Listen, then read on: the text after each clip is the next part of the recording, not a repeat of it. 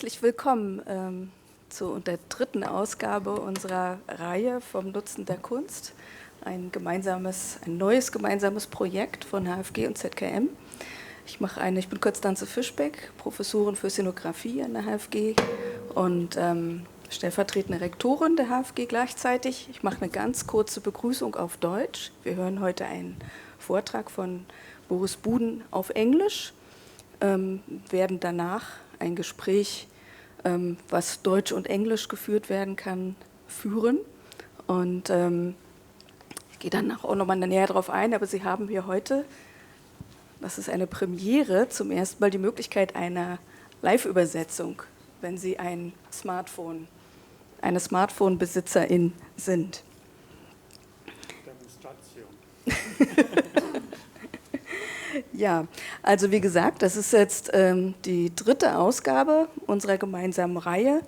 Wir hatten schon 2 Veranstaltungen. Unsere erste Gästin war Judith Siegmund, Künstlerin und Philosophin aus Stuttgart. Die Gäste unserer zweiten Veranstaltung waren Stephen Wright und Tamarind Rossetti, die neuen LeiterInnen des Künstlerhauses Stuttgart. Und heute begrüßen wir und freuen wir uns auf Boris Buden. Er ist auch gerade Vertretungsprofessor an der HFG, aber beginnen wir weiter vorne. Er studierte Philosophie in Zagreb, Klagenfurt und Ljubljana, promovierte in Berlin an der Humboldt-Universität in Kulturtheorie. Ich mache mal so ein paar kleine Stichpunkte. Ja. Du Kulturtheorie, ja das ist alles andere später, ne? Die zweite Übersetzung, das war Kulturwissenschaften, aber auf Englisch kann man das nicht übersetzen. So ist es Kulturtheorie auf Englisch, Cultural Theory, und dann Kulturtheorie. Okay. Ja, also. Dann sind wir gleich mitten im Thema Übersetzung. Genau. Aber ich wollte noch erzählen, also vielleicht 2 andere Stichworte machen. Du warst auch Aktivist. Ja. Der jugoslawischen Friedensbewegung. Du hast eine Zeitung gegründet, die heißt Argzin, ein kulturpolitisches... Antikriegskampagne, Ja, und gesellschaftskritisches, eine Zeitung zur Vermittlung von internationaler Literatur, Kunst, Popkultur und den neuen Medien. Außerdem hast du einen Verlag gegründet mit dem schönen Namen Bastard Verlag. Genau, habe schon vergessen. Du bist... in den 90er Jahren nach Wien gezogen und wohnst jetzt aber in Berlin. Genau. Und reist regelmäßig nach Karlsruhe. Ja. Mit der Deutschen Bahn. Mit der Deutschen Bahn. Und das hat heute ganz, ganz knapp geklappt. Es ist sehr spannend, ja. Niemand weiß. Ja. Durch dein Aufwachsen in Jugoslawien, wir haben uns schon öfter unterhalten, haben wir festgestellt, eine Sache teilen wir auf jeden Fall. Und das ist dieser biografische Einschnitt, würde ich sagen, und diese Erfahrung des Zerfallens des sogenannten Ostblocks, da direkt von betroffen zu sein. Ja. Würdest du das bejahen? Ja. So dass es quasi, der ist natürlich gleich. Viel, nicht einmal. Das viel stärker. Also dass es sozusagen so ein Davor und Danach gibt, wie das, sagen wir mal, die ganz Demokratie normale... bedeutete der Krieg. Ja, genau. Ganz normale Biografien haben dieses Davor und Danach bei Kindern vielleicht. Und hier gibt es noch viel, viel mehr an Gesellschaftsveränderung.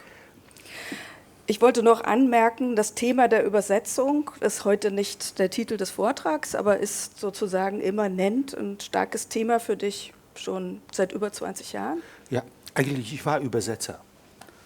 Also praktische Übersetzer. Ich habe ziemlich viel Freud übersetzt. Die erste slawische Standardisierung der psychoanalytischen Termini gemacht. Fast alle Krankengeschichten, alle metapsychologischen Schriften. Das habe ich alles in der 80er gemacht. Und dann, das hat keinen Sinn mehr im Krieg gehabt, etwas zu übersetzen gehabt. Das ist auch interessant. Trotzdem, dein heutiger Vortrag heißt etwas mit Audience oder Publikum. Yes, ja. Und wie gesagt, aber trotzdem passend zu diesem Thema haben wir heute zum ersten Mal eine Übersetzungssoftware am Start und vielleicht produziert das auch Ungenauigkeiten und Fehler wo man sich dann fragen kann, wo die wohl herkommen. Also vielleicht werden das ein paar Leute heute ausprobieren. Mehr will ich jetzt gar nicht sagen. Alistair wollte dich auch noch begrüßen und einführen. Danke. Insgesamt erwarten wir einen Vortrag auf Englisch, circa 40 Minuten, richtig? Ja. So ungefähr. Und dann haben wir noch Zeit zum Reden. Genau. Okay, thank you. And before we start, I just wanted to contextualize the talk tonight with Boris, and I think it's extremely timely to have you at this moment when we have an exhibition opening tomorrow night in collaboration with our neighbours, the Half Gay, with one of the professors exhibiting, and with a party tomorrow night, all welcome, 7 till midnight. But the exhibition is on the theme of AI. And in particular, there's an exhibit in which contemporary paintings from our collection, are interpreted and misinterpreted more accurately by AI so-called intelligent labels. And this really speaks to a wider position that we're considering at the moment, particularly around art institutions, but also fields of science, fields of culture, where we have to rethink these institutions in terms of who they speak to and how they speak to people.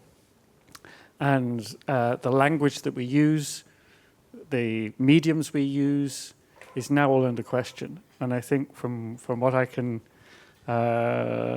anticipate from the few words I've seen is that I think your talk tonight is really going to address a lot of the questions and problematics that we're facing at the moment as institutions, and particularly in the field of art and visuality itself as well, where in a way the aesthetic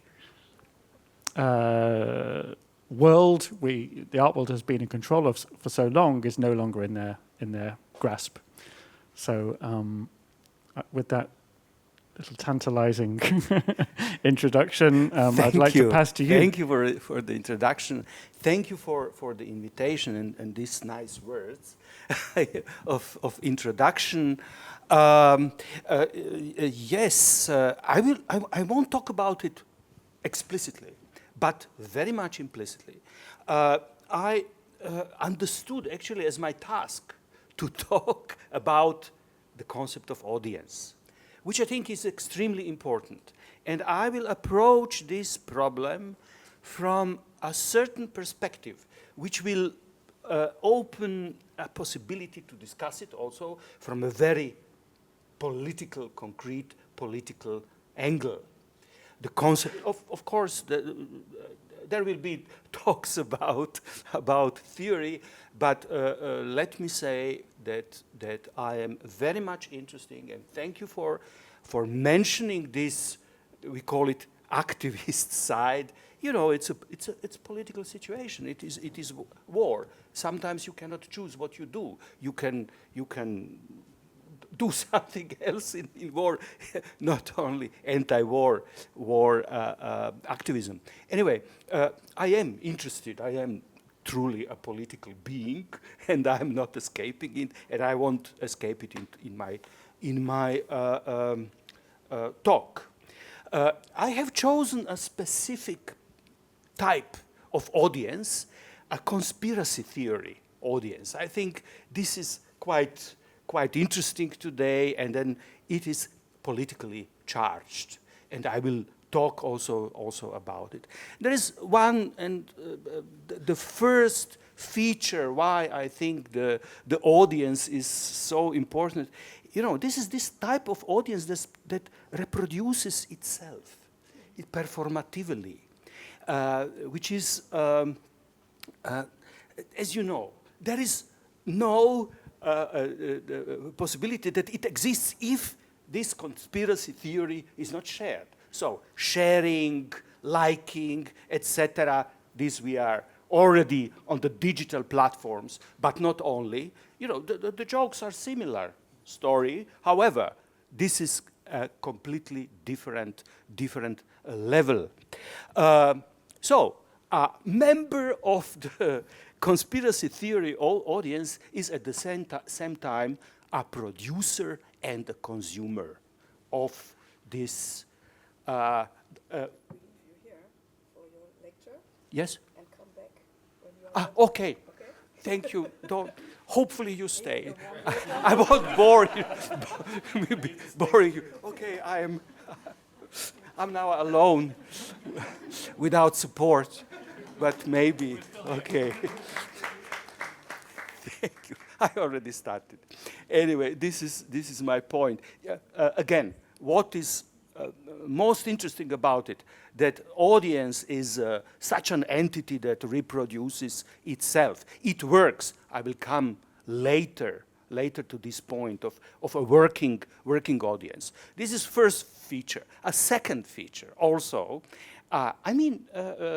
we don't belong to the audience of conspiracy theories, which means we automatically exclude ourselves because we think that those who belong to this audience, are always somewhere else. There is, so the main culprit, which is conspiracy theorist, is defined by Merriam-Webster. Just to, it's very, very simple definition. It will tell you nothing, but anyway. It's a person who proposes or believes in a conspiracy theory. However, such a person is never, one of us. And so, exclusion, we exclude this culprit all the time, and we would not identify here with the conspiracy theory audience.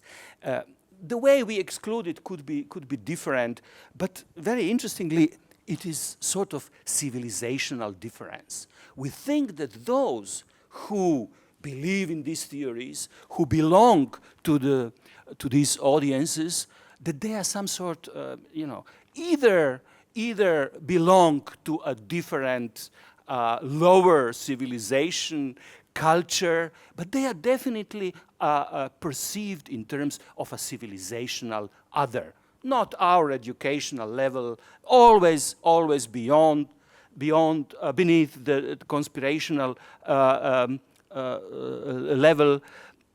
So they are either, so we understand them, either they have never been properly civilized, or they have undergone some sort of civilizational regression. These are two main points, so I'm talking about someone else, not about us. But wait a minute. This condition in which conspiracy theories thrive and their audiences steadily grow resembles or might be even clearly related to another condition, which was actually very, very important for the last 40 years of democratic historical development. This is the condition of the so-called, it's called post-secular condition. We know precisely when this starts. Liberal theory agrees that the so-called post-secular condition starts with 79, with Iranian revolution. Around the beginning of the 90s, the liberal theory already reacted to the new challenge. What was the challenge? Challenge was that religious communities and religious belief started to re-enter public space, to reclaim public space, to reclaim its crucial role in society. As you have heard, what is the solution? Sharia is solution. We could read it. But to put it, very simple, it started with the rule of mullahs in Iran. But in this case, this is not something that characterizes a non-Western societies. The religious fundamentalism comes also from the very heart of the most developed democratic West, from the United States, or if you like. So we are aware of it. And then the liberal theory really understood that they must adapt to this new challenge. And there was much discussion, especially Rawls, John Rawls, classical liberal theorist, and Jürgen Habermas in Germany, both reacted with their theories. I'm not going to tell all the story about what precisely, but just to remind you that the problem with the religious beliefs when they enter or claim important role in society, in a public space, that this claim is all about, differentiation between public and private, because originally liberal theory understands what is English called public sphere, public space, Öffentlichkeit. In German, understands in terms of a language. So a religious belief actually speaks a private language, language that is foreign to the original language of society, mother tongue of society. Mother tongue of society, this is public space. With these ideals, this is public reason, or a reasonable citizen in Rawls.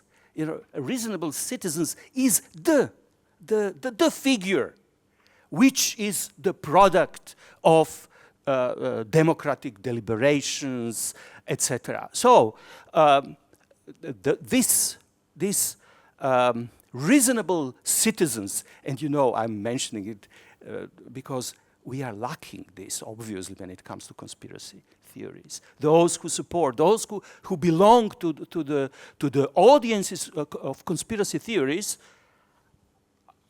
do we understand them as reasonable citizens?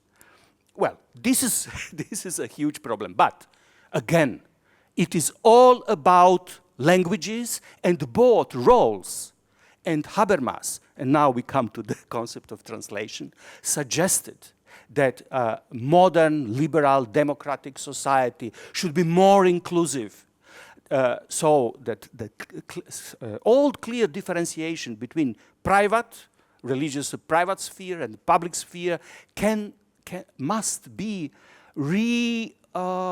conceptualized. And Rawls first made this point that the religious citizens should translate their private language into the language of society. So these guys from Hamburg, saying that Sharia is solution, they should translate it in a language that would be understood by the language of the constitution, of German constitution. Otherwise, this is private space. Habermas went even further. He suggested that, in terms of inclusion of religious beliefs and claims of religious communities, he suggested that the secular citizens should do this translation for the religious citizens. In these terms, according to Habermas, what would be a reaction now to this challenge from Hamburg? It is that I'm not German citizens, but anyway, the German citizens translate this message, Sharia is a solution, into the language of democratic constitution, German constitution. I know this is difficult, but this is what Habermas expects of reasonable citizens of German and any democratic society. I understood this. For me, this is a bit a problem. Private languages and the public languages, and I introduced the concept of vernacular languages. And I will I have been working with this concept of vernacular. Just to remind you, vernacular, the concept of vernacular, you probably know vernaculars were the languages in the early Middle Ages, before they were elevated into what we know today as standard languages like German, French, Italian, etc., etc. So non-written, without grammar, without rules, etc., etc. Originally, the notion comes from Latin vernus verna. Latin is a name for a domestic slave, a slave that is born in the house, not bought on the market. This is crucial differentiation for later for theories like Ivan Illich. You know, this is not a market issue. This is a space which is sort of you know, more intimate, more home space. So vernacular, I call this the languages of a religious beliefs, I call vernaculars, vernacular languages, so that we have some sort of a conflict between the standard language, as said, mother tongue of a society, and it's not simply, you know, German. It is the language of the constitution. And Habermas, for instance, says religious citizens, they should be allowed to use their private language of their religious belief in the entire public space, but only at the institutional threshold. When it comes to the institutions, then it should be translated into the language of the state. So, but why I'm talking about post-secular condition? Because it might be, you know, productive to use this idea when it comes to conspiracy theories. So, while the post-secular condition might have limited the scope and power of the public reason, this is more inclusive, and jeopardized the self-confidence of its main figure, this is the Rawls reasonable citizen, he or she is not longer alone in the public space, has to share it with religious, with believers, has to share it in a way that public reason stays alive, is reproduced. This is this is what Habermas expects of them. So, and forcing the liberal state to adapt to its private religious challenger, and in that way might have facilitated the proliferation of conspiracy theories. And there is no much, which is interesting, talk today about the clash between reasonable citizens and conspiracy theorists. Actually we don't talk about it. Where is this clash? Who, on which locations in a society which locations they occupy? So, but think of it. Another figure, opposing figure, might be the old liberal figure of reasonable citizens. Yes. Well, in fact, the problem of the conspiracy theories and its challenge to the existing democratic order is rather discussed not under the post-secular, under the label of post-secular condition, but under another label, another postism, cognitive, epistemic, and political context of what we call post-truth.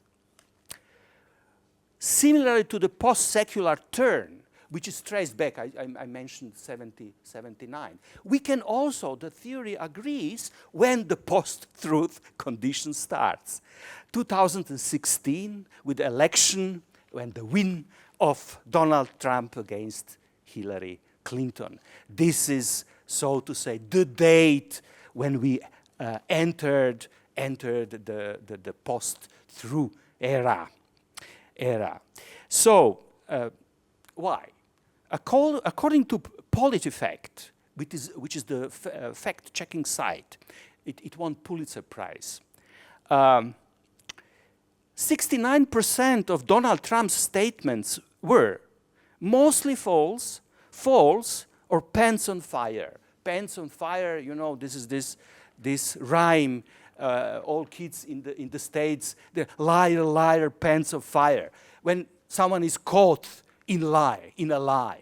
So, like, you know, this is probably the next president of the United States.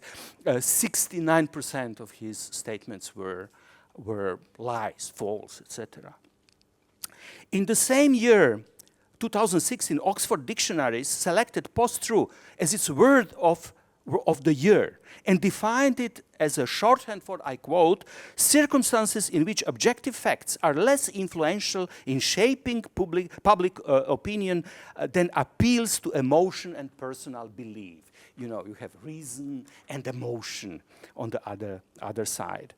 So the post-truth is a new trend, not only politically, but generally. So post-truth is a condition. This is how we do relate to the world. It's not only about politics. One might understand it as a new epistemological trend. And I mentioned, you know, something which is important to understand the condition in which we live and which is characterized by a radical epistemic precarity. This is what is also new. At the heart of this trend, as Matthew de Ancona, he wrote a book on post-truth.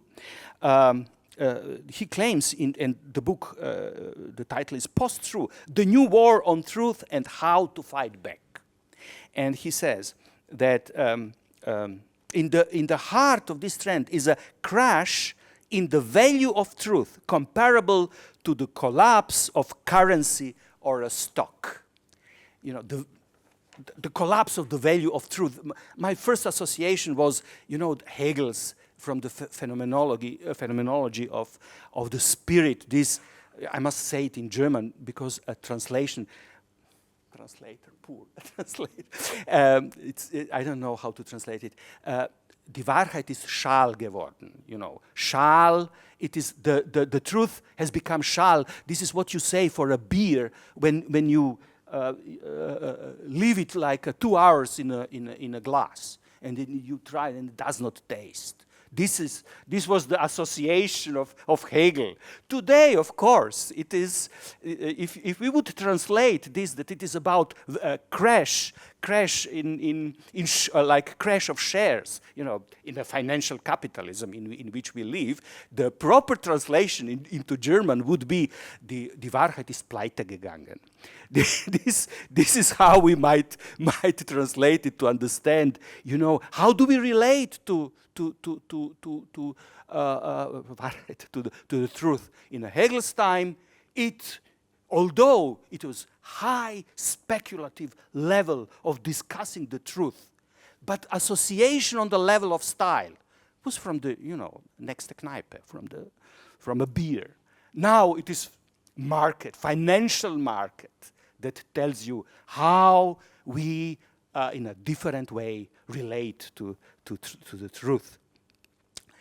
As said for D'Ancona, the post-truth is much more than a political position. I quote, "This is not a battle between liberals and conservatives. It is a battle between two ways of perceiving the world, two fundamentally different approaches to reality. And as between these two, you do have to choose." This is, you know, political. Are you content for the central value of the Enlightenment, of free societies, and of democratic discourse to be trashed by charlatans or not? This is our choice. He understands the turn, as you understand, he understands the turn to post-truth as some sort of a clash of values. emotion versus rationality, nativism versus diversity, autocracy versus liberty. And then there is also suspicion and even contempt against science. The post-truth is a time of pseudoscience, of fakery, of medical nonsense. I will give you some examples later. You know, it is also about historiography.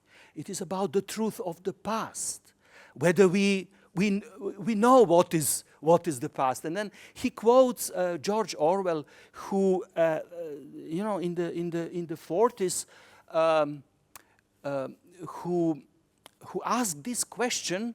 You know, he took part in a Spanish Civil War.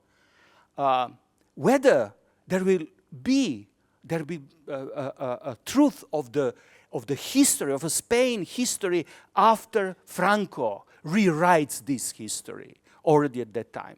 But we know that the postmodernity and then the historiography as discipline has undergone such a transformation that there is no, you know, no longer a discipline of historiography or a historian whom we might ask about the truth of the past. This is what Peter Novick, American historian, in '88 published a book on That Noble Dream. It is about the change in the American historiography. Suddenly, the historians, American historians, they could not agree on anything. There was, you know, there was a left-wing historiography, Marxist historiography, liberal historiography, feminist historiography, Native Americans historiography, black African Americans, etc., etc., but not one single historical truth. So I'm just saying it has been prepared, you know. This is 80s, the historical Streit in Germany starts, you know, and then if you would follow the line from the Nolte's text until nowadays and analyze the three resolutions of the European Parliament on the European memory, culture of memory, you would see how how this development in terms of falling apart of the idea of one historical truth, how it was developed. However, the recent political events in the West are the main focus of d'Ancona in his book. The figure of Donald Trump and the case of Brexit, with its main protagonist, you know, Boris Johnson, but not forget the advisor of Boris Johnson, Dominic Cummings. It's probably the most important figure behind the Brexit. Just to say one more word, because Boris Johnson is extremely important political figure also when it comes to the war in Ukraine. Extremely important. Just to say, his example is interesting because he did not believe rationally in the logic of a Brexit. He was rationally not supporting it, but he did it nevertheless. This is what makes the difference. So you don't have to rationally support a cause. You can support it publicly. You can, and this is what is against the challenge. Not to speak of Nigel Farage, etc. The post-truth stands politically for what he calls ugly populism. What is ugly populism? When I read this first time, you know, my first association was you saw Napoleon, Ridley Scott's Napoleon. You know, the opening scene, Marie Antoinette is going to be beheaded.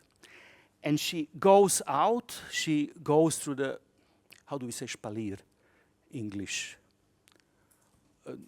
Like a tunnel of people, and you see this beautiful lady, beautiful lady, and this ugly plebs spitting on her. This is how you might think of ugly populism. Just to remind you, the film starts with the sentence that reads, people are driven to revolution by misery, then you have 3 dots, and brought back by revolution, to misery by revolution. You have this vicious circle.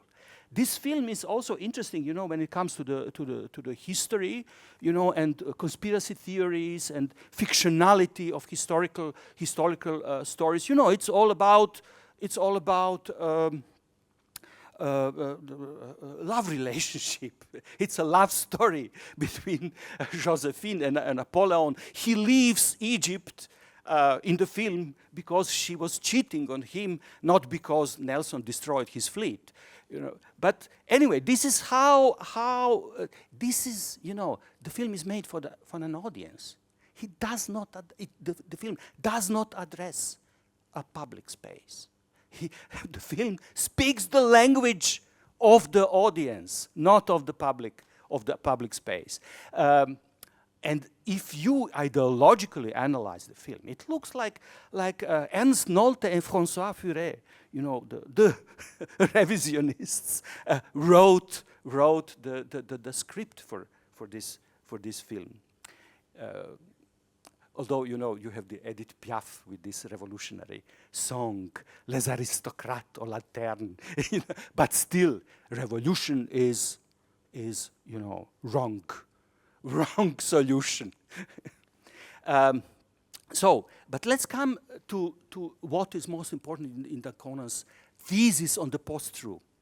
What is essential to Trump as the new type of the post-truth politicians is his, I quote, perception of the public as an audience consuming entertainment rather than a civically engaged electorate. So, this is crucial moment. Donald Trump does not address public space. He does not address public reason. He has no ideal in this of, normative ideal of public reproduction of public reason. He addresses his audience. This is the difference to post-secular condition. For the post-secular condition, it is all about the public sphere, understood as language, the public reason, the reasonable citizens, and its other. A liberal democratic politics addresses the public. The democratic politicians address their electorates as, again, reasonable citizens, pursuing their interests with the ideal of public reason. This is the idea, Habermas' idea of communicative rationality, which is produced and generated in the public space. The liberal democratic politicians continue to address the public reason and the public sphere also in the post-secular age, albeit adapting to the new circumstances, but they never abandon the teleology of the public reason, which consists in generating rationality on the level of what is important, society as a whole, on the level of social totality. A post-truth politician like Donald Trump addresses something else and pursues a completely different telos, goal. He addresses an audience understood in his concrete case as the consumers of the entertainment industry. In pursuing his interests, or the interests of those with whom he has made a deal, the title of his ghosted book is The Art of the Deal. He makes deals. He does not create, a political. Does not. He's a type of. I would even go so far and say that he's not a politician, even in this primordial way of Carl Schmitt. Das Politische, the politics, when politics is all about making difference between friend and enemy. This is what French theory calls, the differentiation, like Nancy Lacoulabar, between le politique and la politique. This is the fundamental level of politics. I would claim that Donald Trump has no enemies and no friends. What he has followers. He has. He thinks of himself as a master of the deal, and he is not bothered nor morally obliged to any higher goal. He has only fellow performers with whom he competes in gathering likes and followers. All what matters for Donald Trump is ratings. For Trump, something like society as a whole or social totality does not exist. Actually, for him, like for Margaret Thatcher, there is no, of course, such thing as society. To make my point clear, the move from a post-secular society to the condition of the so-called post-truth, which is in its very essence post-social, is not just another twist in an unstoppable civilizational regression, another victory of the postmodern irrationality over modern rationality. Rather, it is a radical change in the mode of address. From addressing the public sphere as the medium of social totality to addressing a particular target audience as I write, parasite thriving on the corpse of the decomposing society. This is what is the radical change. Also, in these terms, I might talk of this type of post-truth politics as not being proper politics. It is something else. Maybe we don't have yet name for this. To understand the challenge of conspiracy theories imposed on what we still call our societies, we shall also consider how this former society, you have, why I use the notion former society. Today people still use the notion and say, in our society, in unserer Gesellschaft, etc., etc. But we tend to believe that it still exists. This is why I use the notion of a former society. And, after the collapse of communism, there was East and the West. But the East, after the collapse of communism, has not disappeared. It was transformed into a new form of existence called former East. So you would still have a difference, but it was there, but a bit different. But it did not disappear. So society, the mode of existence of society is what I would call former society. Any time when you hear the notion society, think of it, it's a former society.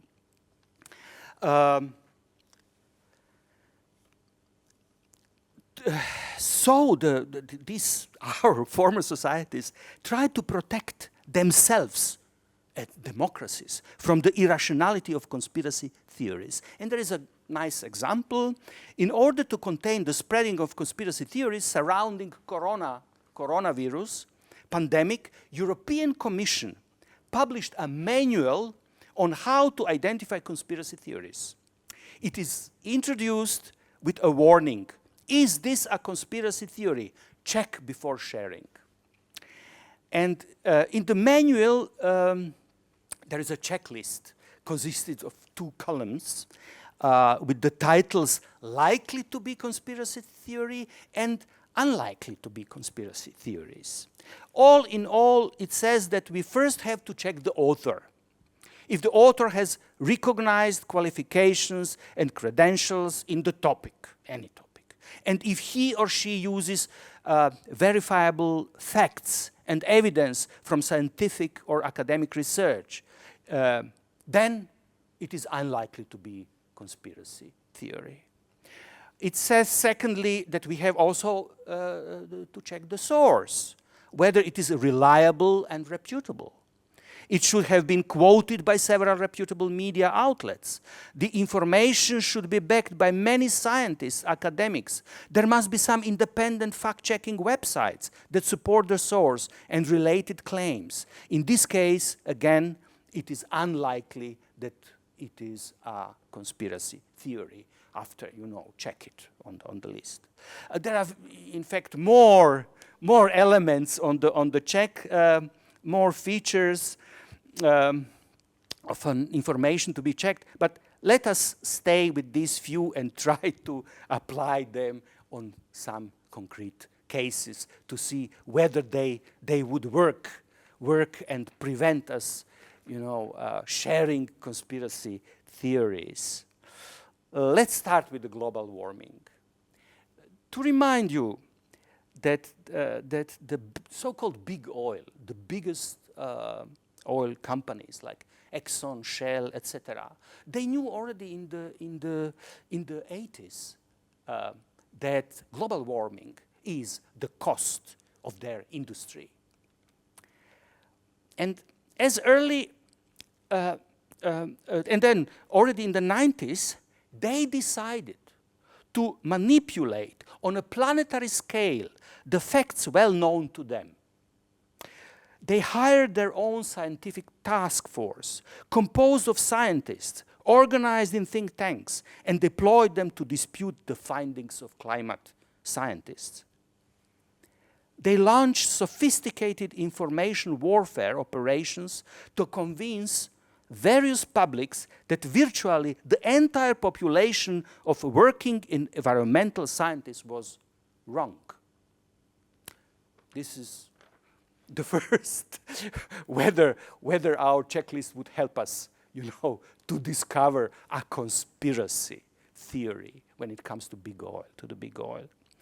Take the second very political event that has reshaped the geopolitics today, and this is quite.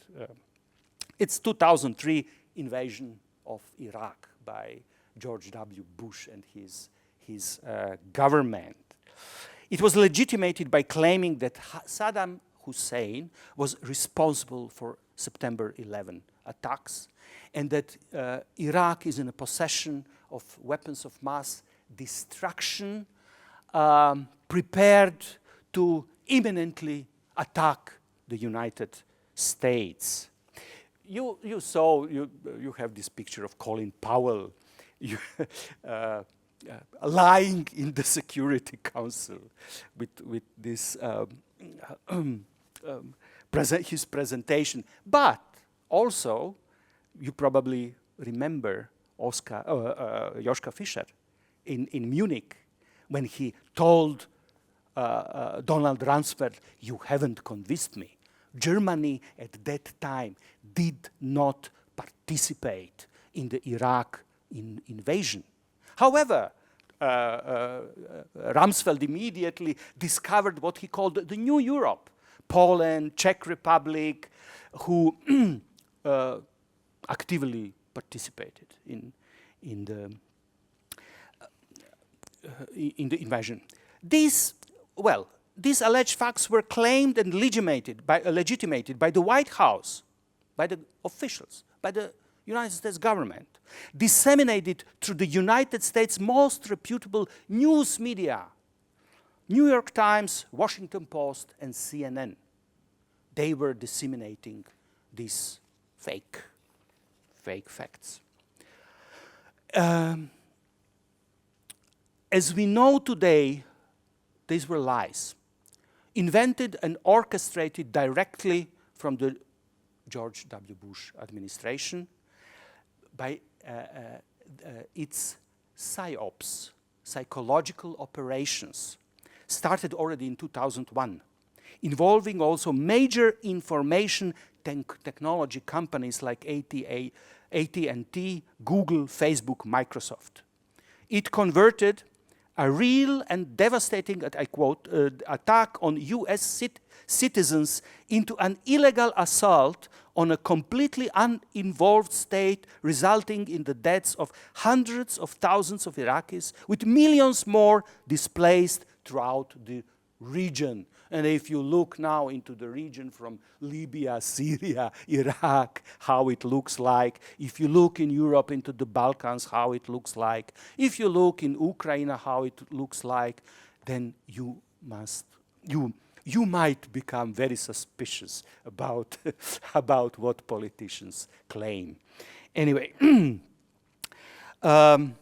finally, another third example from the medicine, and you know the Purdue Pharma marketed in the late 90s its new prescription drug, non-addictive pain killer.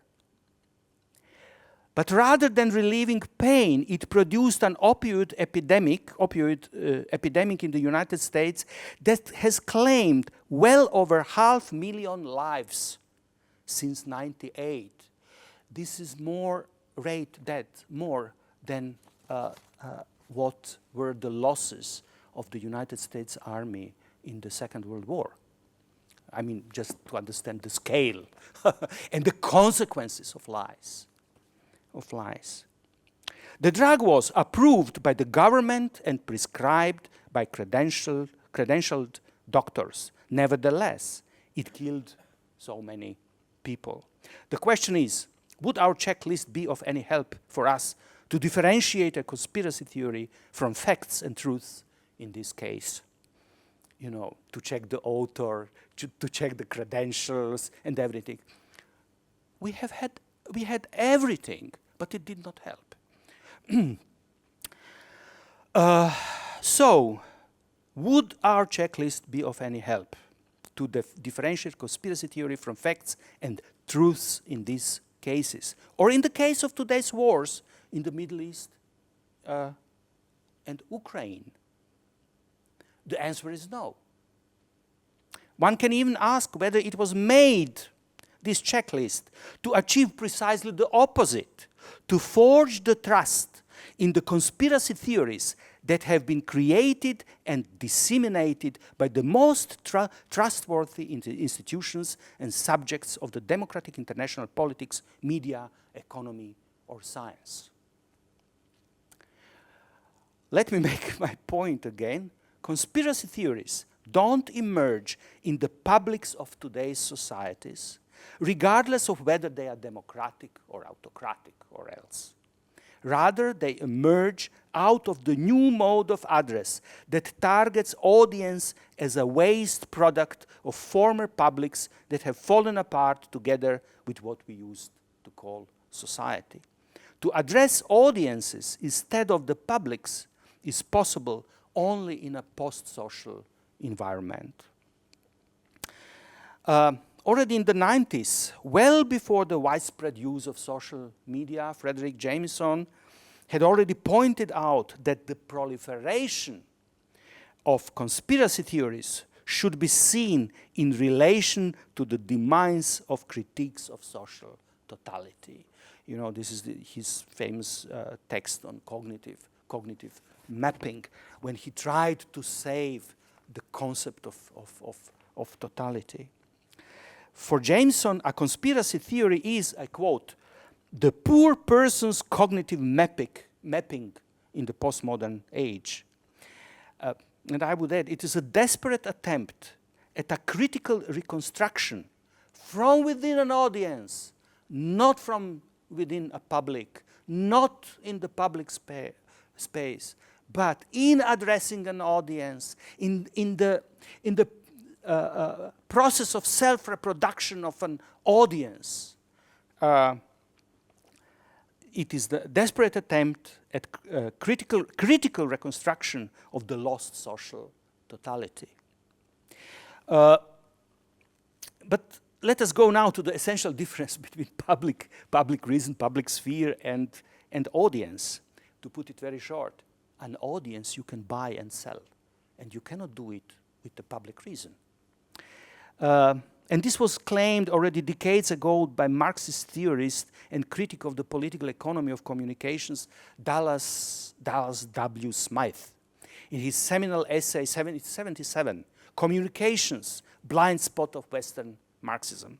Smith criticizes previous political economists, neoclassics, Keynesian, Galbraith, as well as theorists such as Gramsci and Frankfurt School, for ignoring the audience market. For him, audience is the commodity form of a mass-produced, advertised-supported communications of the monopoly capitalism. Sorry. In short, the audience is produced, sold, distributed, purchased, and consumed. It has a price, which is why it can be considered a commodity. So he coined the term audience commodity. He demonstrated how advertisers buy the audience and how price is determined. He showed the inequality of the current system where the audience pays and advertisers don't. At the same time, this is interesting, he also argued that, I mentioned it already, an audience always works. However, its work is reduced to consumerism and there is no meaningful content for Smith. Moreover, the audience always works, so a leisure time does not exist for audiences. But think of conspiracy audiences on a digital platform with their sharing, with clicks, with likes, etc. They constantly work, day and night. They work, reproducing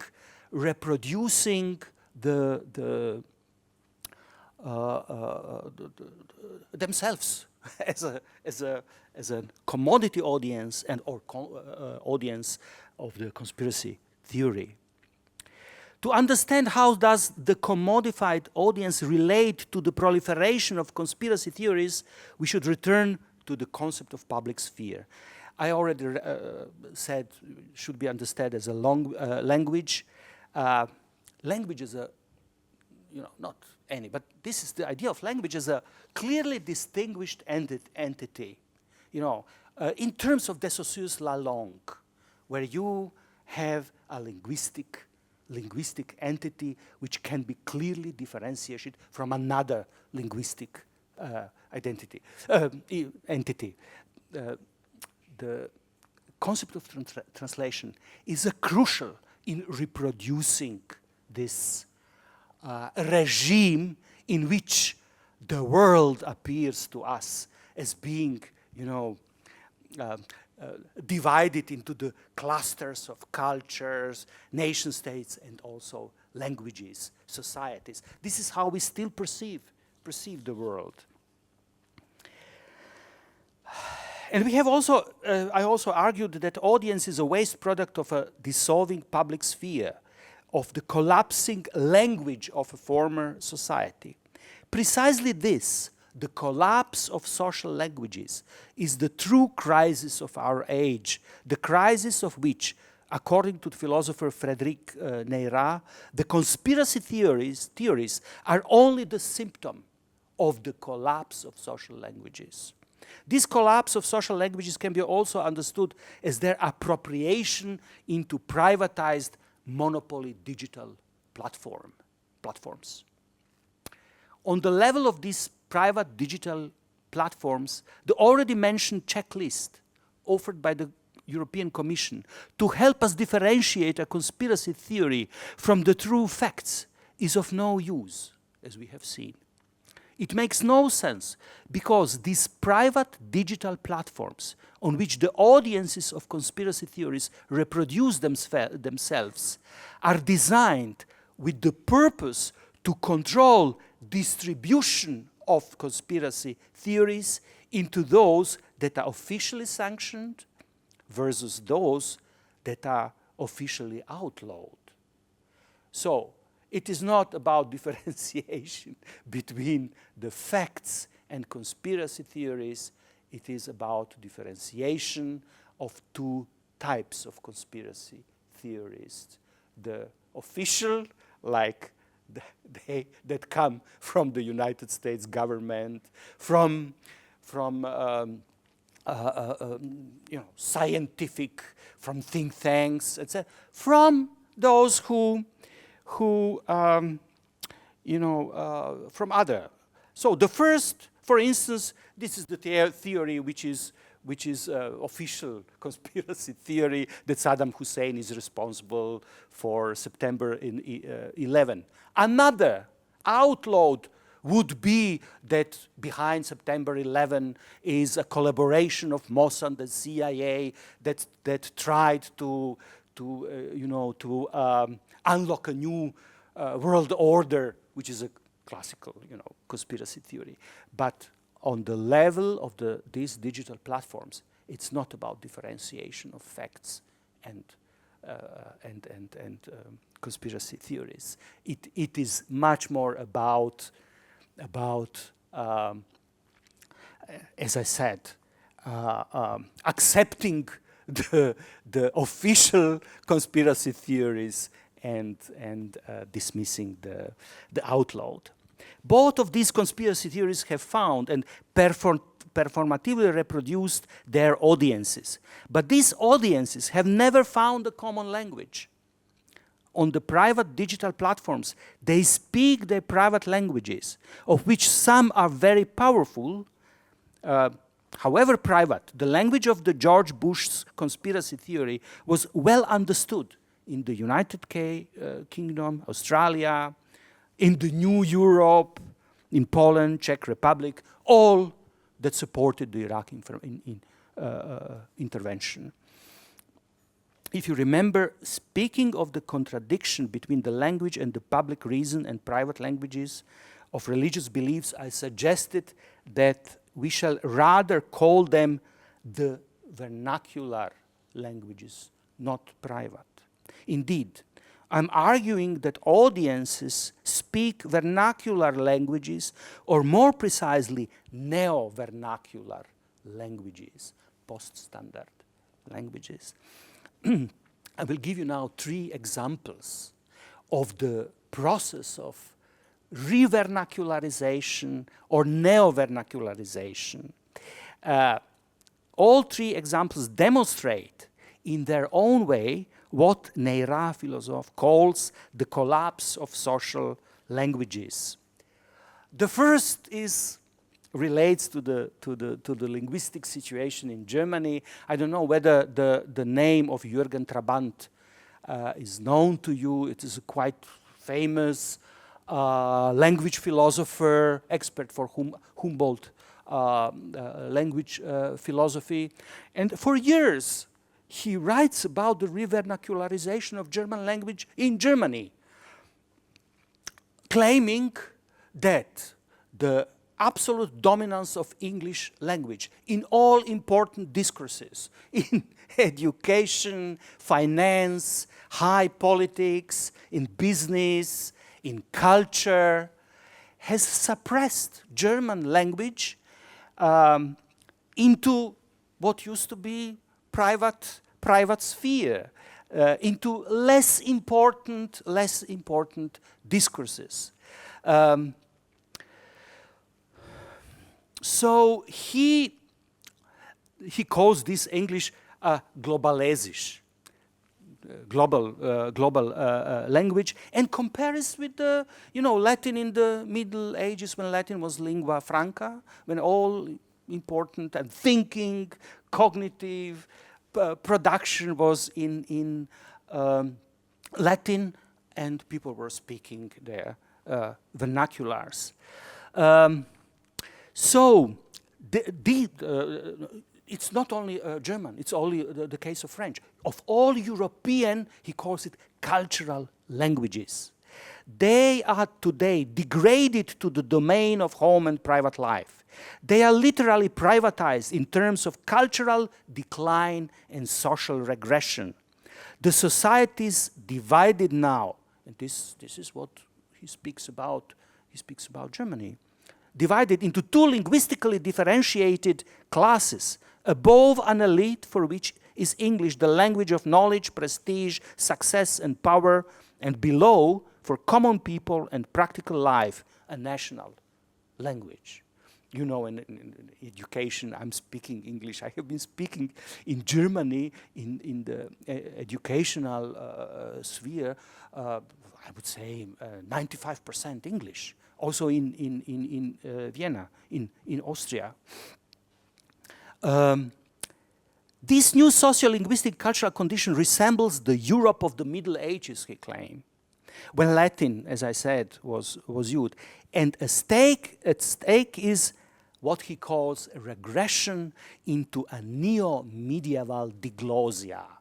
So we don't speak, you know, many languages or only one single language. We live in a linguistic condition of diglossia. English is the main language, and vernacular below the. And he says, das Deutsche ist eine verschwindende kleine Sprache, a disappearing little language. This process has clearly a neo-feudal character, and I am suggesting to call it rather neo-vernacularization instead of re-vernacularization, because it's, you know, German today is a post-standard. It's vernacular, but we are talking about former standard. It's a standard language that simply does not become vernacular before, but becomes vernacular together with its grammar, with its dictionaries, with the whole cultural package. This is what becomes vernacular. The second example is about digital extinction of languages. I don't know whether you have heard about a project by the European Union organized, and it was finished a few years, 2 or 3 years ago, and it was research about how European languages deal with the challenge of digital technologies. The study was called Europe's Languages in the Digital Age.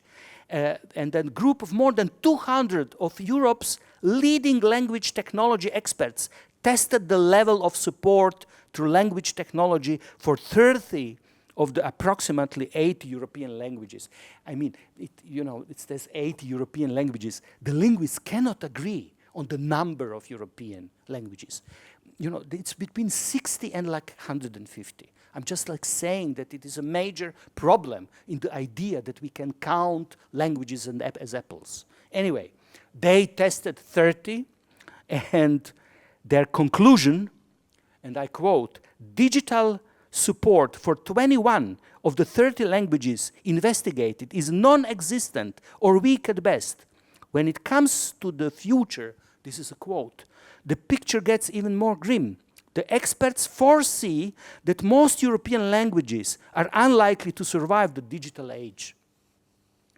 I mean, these two examples, really, I don't understand why people don't feel challenged by this news. It's very radical. You know, first that German language is a small disappearing language, A, and then B, that most of European languages are threatened by extinction, digital extinction. You know, if you ask me, coming from a small, European language called Croatian. Nobody knows whether it's also Serbian, Bosnian. Anyway, let's forget. But it has no chance whatsoever. This is, it is very soon that this language will disappear. But as I'm saying, this digitalization is a quite contradictory process. And my third example comes from the largest democracy, biggest democracy in the world, from India. In India, the digitalization of India started when the digital companies like Twitter, Facebook, Google, they were addressing at the beginning only English-speaking audience. Speaking of audiences, only English-speaking audiences. Microsoft, for instance, referred to Hindi as a too complex script. However, since the mid-2000s, Hindi has increasingly become the language of digital platforms. In India, an estimated 72.2% of people speak a language other than English. It's 1 billion people. No? We are now talking about the different dimensions. According to the so-called vernacular report, it's few more minutes. You know this famous Slavoj Žižek when he was talking and the moderator, we are running out of time. We have to leave some time for the questions and so on. And he said, "May I ask the first question?" So I might use this. Anyway, according to the so-called vernacular report, the digitalization of India takes place in the form of a massive penetration of internet into the non-English speaking audience. This is of huge importance for economy. It is believed that the next phase of growth would come only through the non-English space. The deeper the internet penetrates, the lower is proportion of users with knowledge of English. In general terms, the core audience for key brands in India is a vernacular audience. In this context, language is seen as playing a crucial role also in terms of brands, penetrating, and I quote, the consumer's mind space at a more intuitive level. And this is especially true for the social media. Today, India is home to 462 million social media users. There are altogether 1.12 billion cellular mobile connections this year, 2024. Almost 80% of total population has mobile phones. And the brands now specifically target the vernacular audience and understand it as the beginning of a completely new era. So, seen from the perspective of the audience commodity, this is the concept of Smythe, what is called vernacular audience is in fact a sort of non- or pre-capitalist audience that is yet to be colonized, that is incorporated into the production relations of neoliberal global capitalism. In other words, transformed into commodity. This is the vernacular space is a space of commodification. This process has its well-known name, the process of enclosure, the primitive accumulation of capital via private digital platforms and via translations, machinic translations. This is in fact what happened to the internet. Take, for instance, digital music files. Originally, audiences were able to distribute them beyond the capitalist control, which was unable to stop it. But in the meantime, the new economic models were created to distribute and sell music for profit, which as consequence transformed the vernacular audiences into audience commodity. At stake is the process known as enclosure of the commons that has been happening to the internet generally. This also applies to the vernacular spaces. at stake is a capitalist enclosure by means of the digital technology. Enclosure of the linguistic praxis, or more precisely, of the linguistic commons in the domain of everyday life. The question is now whether it is possible to imagine another scenario, another non-capitalist future of vernacular audiences. The question is there such thing as the audience commons? But I will leave this question to you to discuss, because I don't know the answer, but I would like to share the problem. But before I end, I must suggest at least, before then, I would like to come back to this main culprit, this ugly, populist, primitive, conspiracy theorist, main culprit in our story, the caricaturated figure of conspiracy theorist, irrational, too emotional, primitive, who is presented in our mainstream elitist publics as the other of our civilizational values, which we nowadays call the Western values, as you know. Speaking of the West, you know, if you would ask what is the West, I will give you, and we might discuss it later, the West is an audience and nothing else. The West is not a public reason. This is not a public sphere. The West has no constitution, has no electorate, has no government, has no Minister of Foreign Affairs. And when Boris Johnson, 2 months into the war in Ukraine, came to Kiev, after they already opened the bottles, champagne bottles, celebrating the victory, and the Russians were supposed to retreat to the status quo ante. Then allegedly, our famous figure, Boris Johnson, told them, the West is not yet ready for peace. I don't know whether it is or not, but have you ever asked who legitimated him to speak in the name of the audience called West?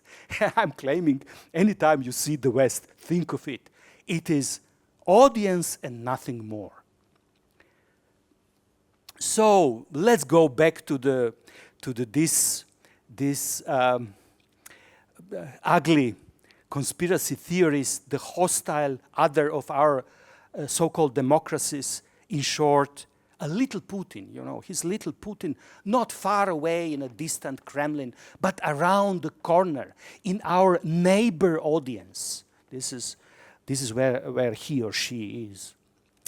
Aren't we actually doing injustice to him? I now quote from a very interesting book, Joseph Mascoliza, Within. It is a conspiracy / theory. It's published this year.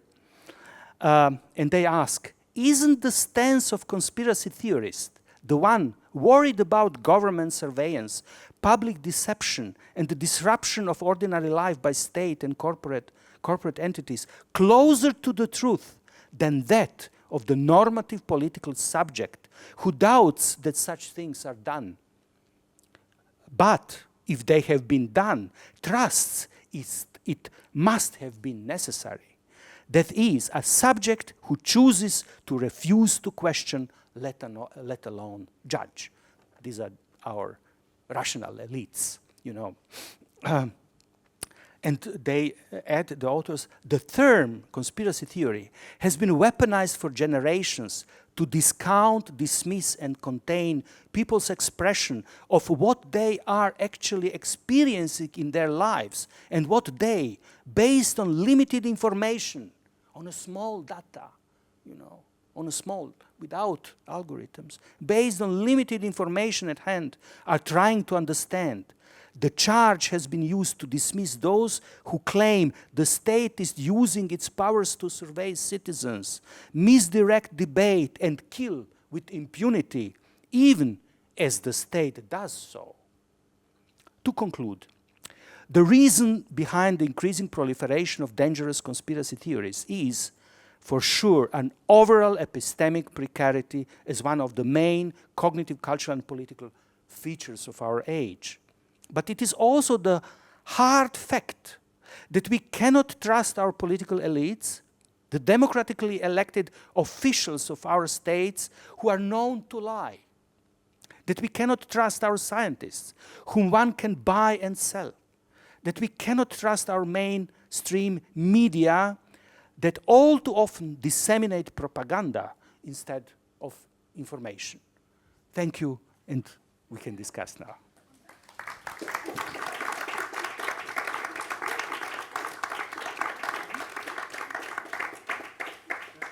Sorry.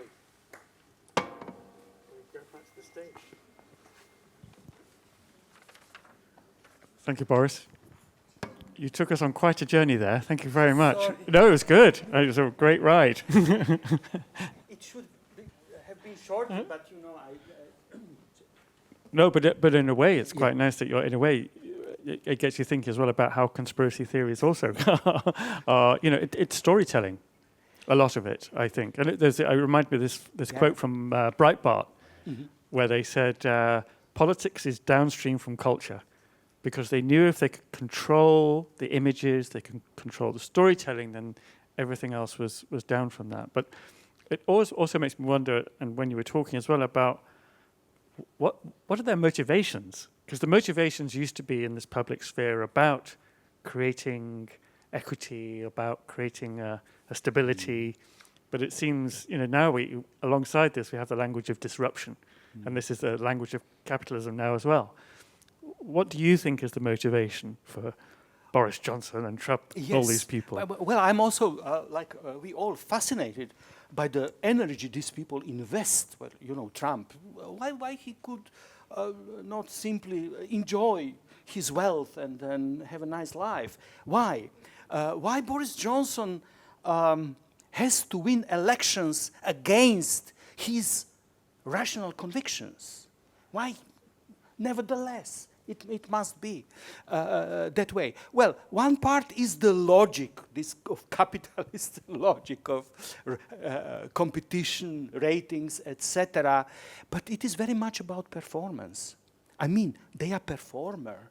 They are not, I don't know, let's take two extremes, Hitler and Stalin, who have, you know, some visions, ideas, or democratic politicians who have also had some visions and ideals.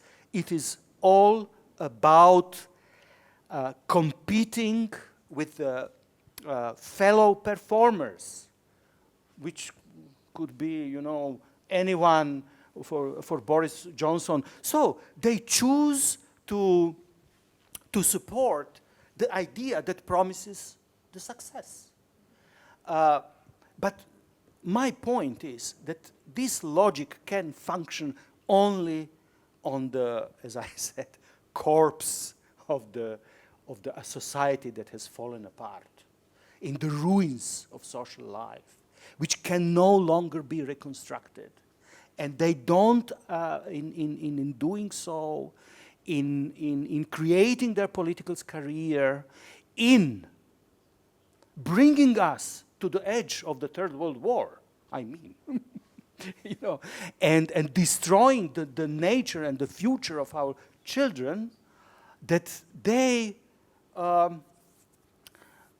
simply follow this logic, which can be never again neither understood nor recontextualized within what used to be society. And so the society was here, he's no longer here. I don't think it can be reconstructed.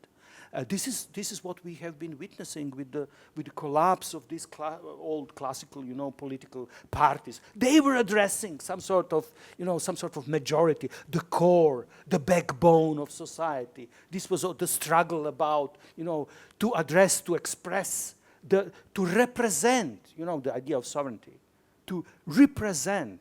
As I'm saying, the Prime Minister of the UK, Boris Johnson, was representing the British people as a sovereign. But speaking in the name of the West, he is still a sovereign. He has the power, but whom is he representing?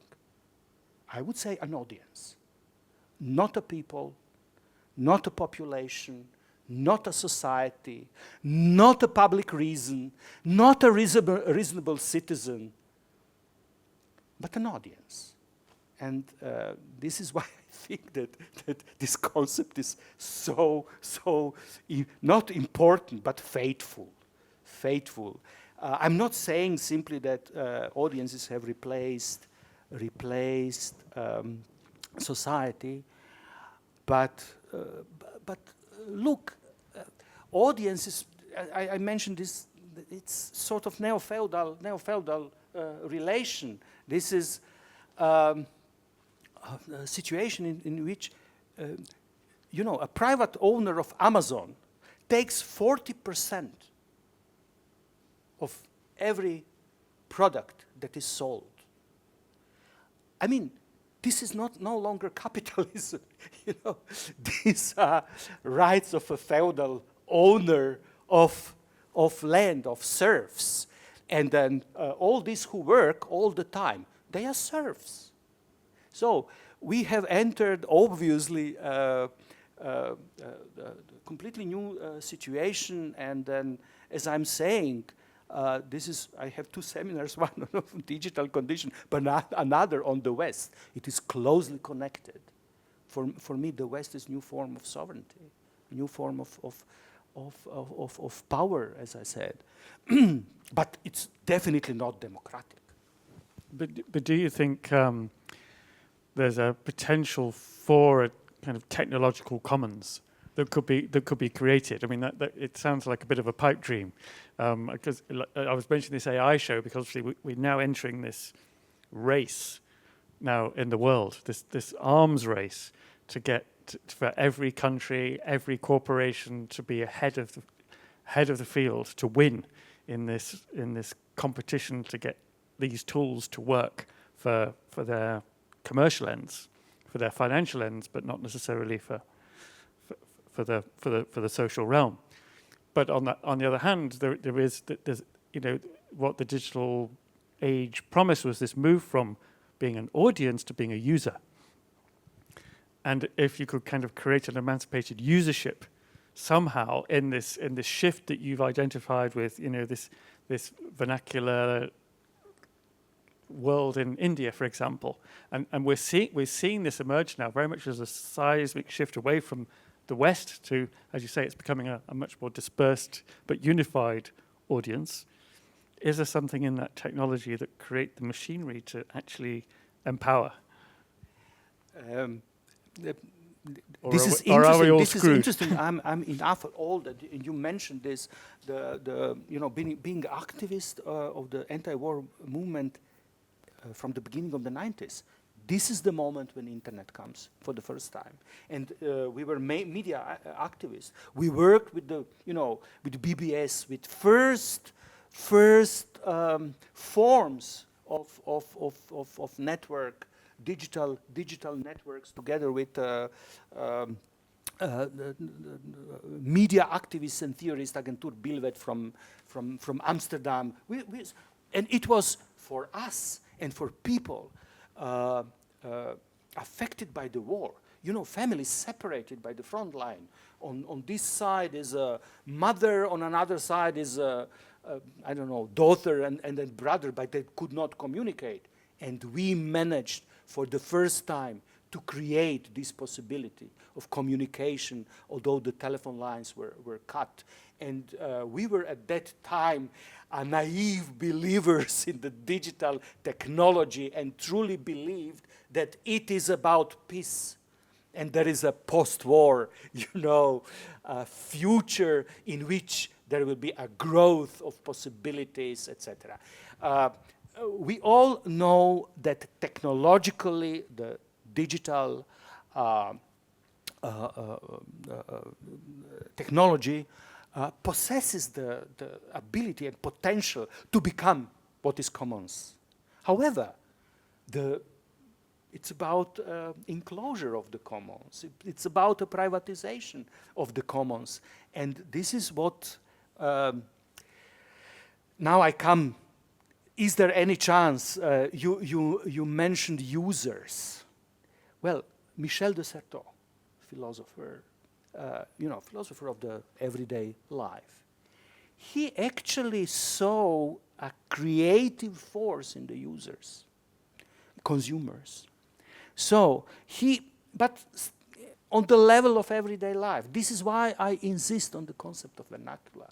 It is a victim of the enclosures, and I called vernacular audiences, like in India, and they get commodified.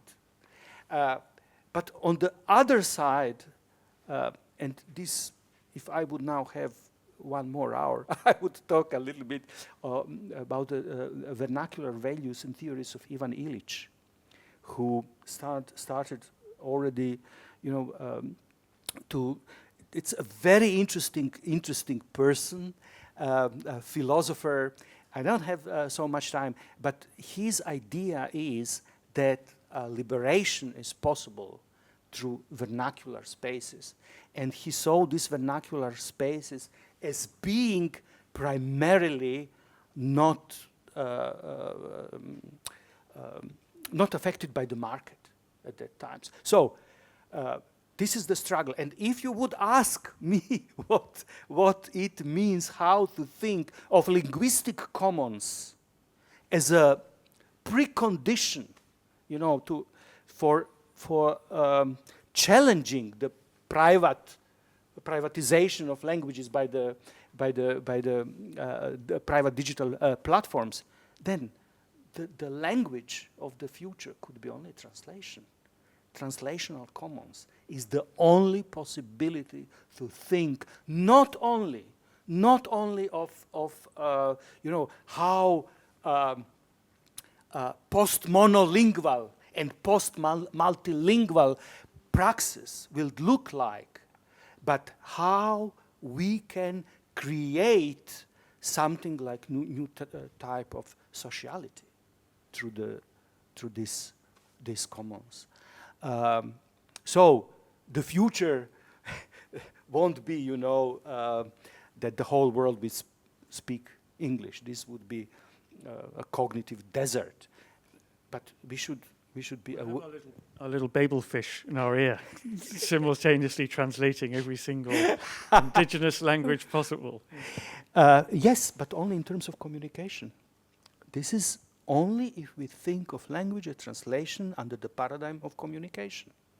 And under this paradigm, it can be commodified. But translation, I will offer you a different definition. It's not about communication. It's not about facilitating. We have 2 languages and people don't understand and then need someone to bridge the difference so that they can understand each other. I will offer another. Translation is production of difference. This is to repeating.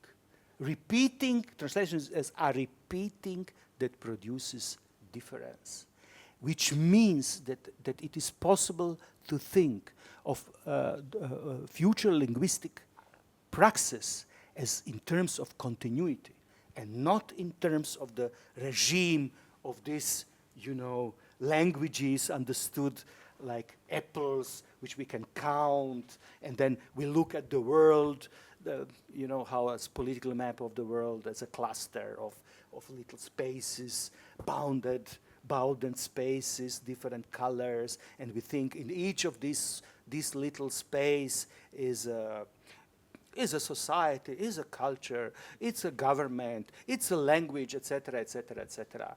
This old picture of the world does not work. It's over with this picture. The question is, what would replace it? We have the concepts of areas, We still think concept of area. Actually, we talk these days not about nation states, but about areas. You know, the West and then the East, but the concepts of Middle East. We think that concept of Middle East is a geographical concept. It is not. This was developed in the concept of area, and the discipline called area studies were developed in the United States after the Second World War with the task to organize, to govern the world, to divide the world into areas which you can control. This is why you have in Germany Südost Institute, Regensburg, and you come to Graz, because area studies in German, it's regional Wissenschaften. And then anytime something happens in the Balkans, you know, Deutschlandfunk calls the guy from the Südostinstitut in Graz and asks him, what is going on there? You know, and then he explains, you know, he is subject who possesses a knowledge on an area. At the same time, you know, if there is a terrorist attack in Norway, in which one Norway guy kills 50 kids, Norway kids, you wouldn't call, you know, Institute for Northwestern European Studies somewhere in Varna in Bulgaria or in Serbian Niš. It is clearly how the West produces knowledges and performatively areas that have replaced what used to be, you know, picture of nation states, etc. Okay, thank you. Maybe we open up now a little bit? Yes. Yes. Is there a question or a comment in our audience? They should ask. If don't, I will sell them and earn some money. Warum ist der Vortrag nicht in Deutsch? Weil Sie haben das doch. Warum ist der Vortrag nicht in Deutsch? Sie beklagen ja jetzt, dass Englisch alles übernimmt. Weil der Direktor hier. Ja. Zwei Gründe. Es sind zwei Gründe. Der eine Grund ist, dass ich versuche, inklusiv zu sein. Das klingt sehr, sehr rational. Der andere Grund, und dieser Grund ist viel tiefer und sehr problematisch, ist, dass ich in den letzten 15 Jahren alles, was ich lese auf Englisch. Ich denke auf Englisch, ich schreibe auf Englisch, ich diskutiere auf Englisch, ich lese Hegel auf Englisch, damit ich mit meinen Studenten über Hegel, ich lese Heidegger auf Englisch.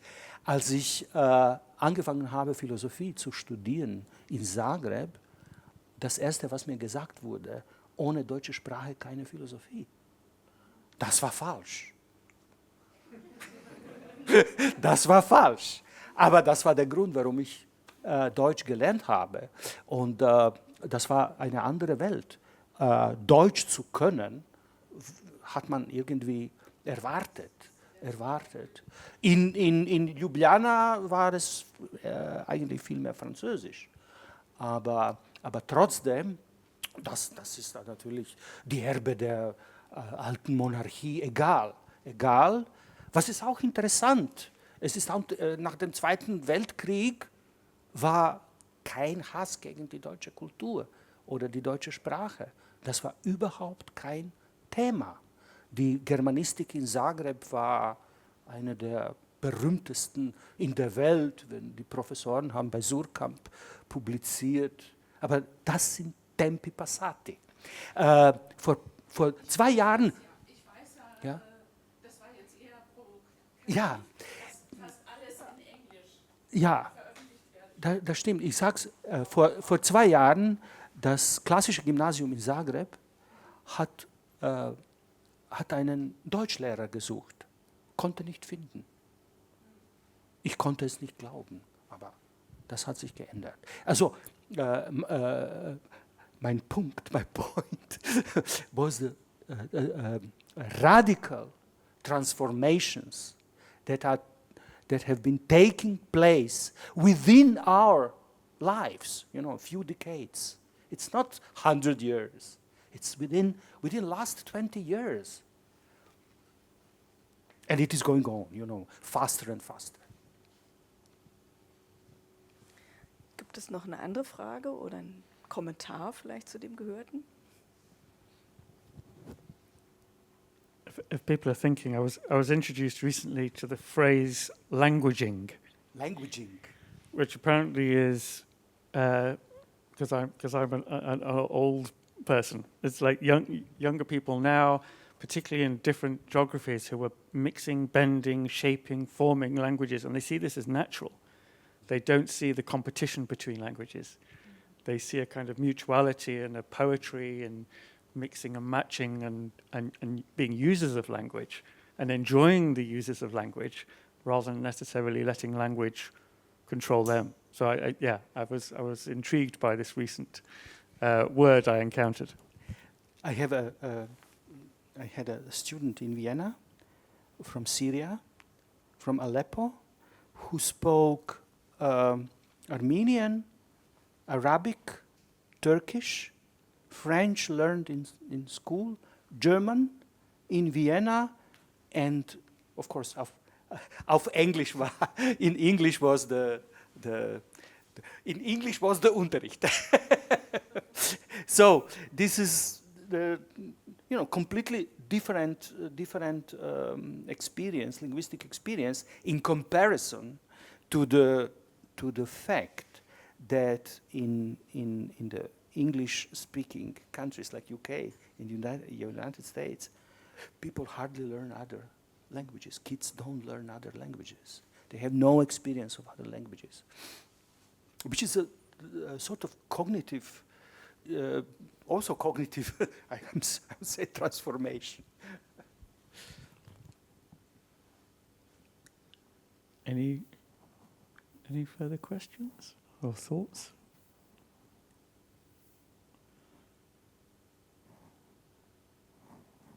No? Im Deutsch? My problem is that I cannot speak so good English.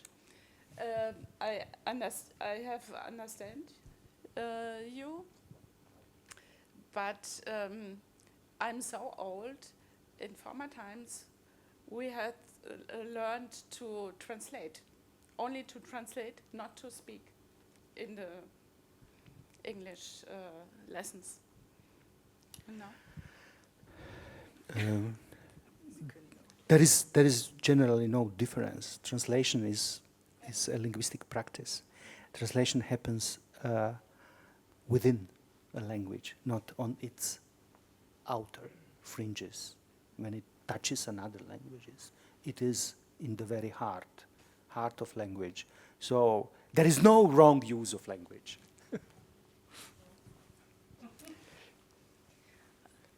If there are no further questions or comments or Fragen, dann würde ich gerne, Boris, dir danken für deine Analysen, für die Reise, auf die du uns genommen hast. Ich fand das persönlich als Professorin für Szenografie mit Theaterpraxis zwischendurch ein bisschen deprimierend, wie du über Audiences gesprochen hast, muss ich ganz ehrlich sagen. Aber trotzdem Dankeschön. Nochmal. Vielen Dank für die Einladung und viel Spaß. Ja. Danke.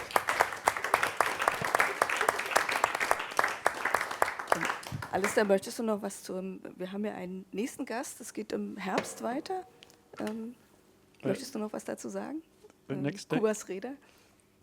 The next? The next guest in our series is Kubas Rede. Yes, but do we have a date?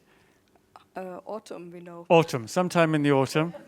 Kuba Schrader, author of the ABC of the Projectariat. Yeah, wow. Will be. I recommend it. It's it's a good book. But he will be coming to speak on that and other things. So yeah, we'll keep you posted. And please do come to the exhibition opening tomorrow night here at 7 p.m. party till late. And you can see mistranslation, retranslation at work in the exhibition. And just to remind you, there was someone who did this translation here. And this is, we should also be aware of. Yeah, and we should also be aware that we tried our translation tool for the first time tonight. So it worked for me. It's much better than Google, that I miss, and it's so comprehensive, I miss the kind of surreal poetry of Google Translate. But maybe that will become its own art form in the future as well. Yeah. Okay. The person was actually a robot, but there is no other way. We should train them. But it was actually, interestingly, it was created here in Karlsruhe by the university KIT, but they sold it to Zoom. Okay. So there you go, just recently. Yeah.